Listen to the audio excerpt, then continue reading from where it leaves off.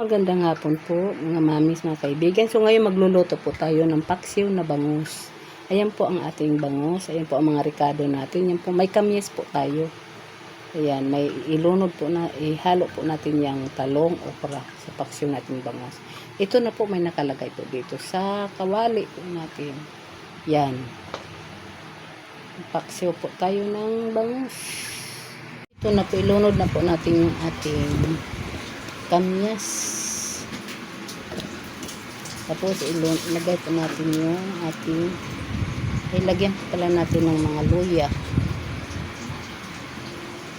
sili, alisin muna natin yan, sibuyas, bawang, yan. Tapos may ano na po yan, asin, ayuda, lagyan po natin yung ating bangus. Yan. Tapos ilagay po natin yung ating kamyas. Dami kamyas nito. Hindi na tayo magamit ng suka. Ito na lang. Lagyan na lang natin ng konting tubig. Tapos ilagay na po natin yung mga ricado sa ibabaw.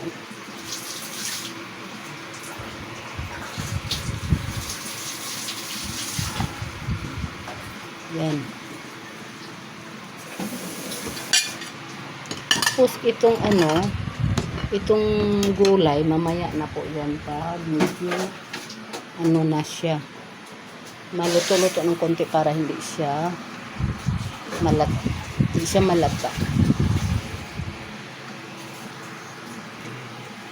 Lagyan po natin ng konting tubig at saka seasoning.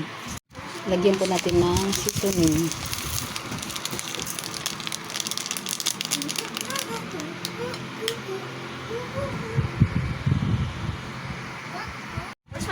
Lagyan natin ng konting mantika. Konti lang po. Konting mantika. Tapos lagyan po natin ng tubig. Yan na po ang natin. Parang suka. Kasi mayroon na pong kamyas. Yan. Daming kamyas yan. So, sindihan na po natin.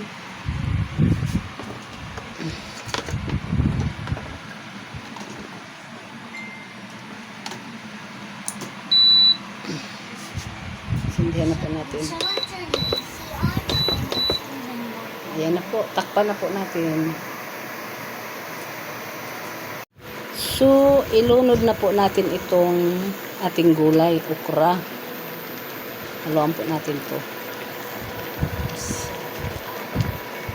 Okrang gulay. Halo natin sa paksiw. Ayan. Tapos, itong talong. Kasi malapit na po maluto.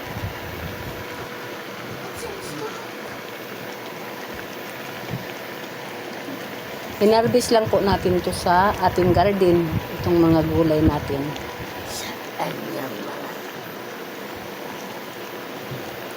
So, ayan na po. Ang ating paksiw. So, takpan na po natin yan. Mamaya-maya yan. Anuhin natin. Buksan natin. Takpan na po natin. Ay, tika. Mayroong hindi.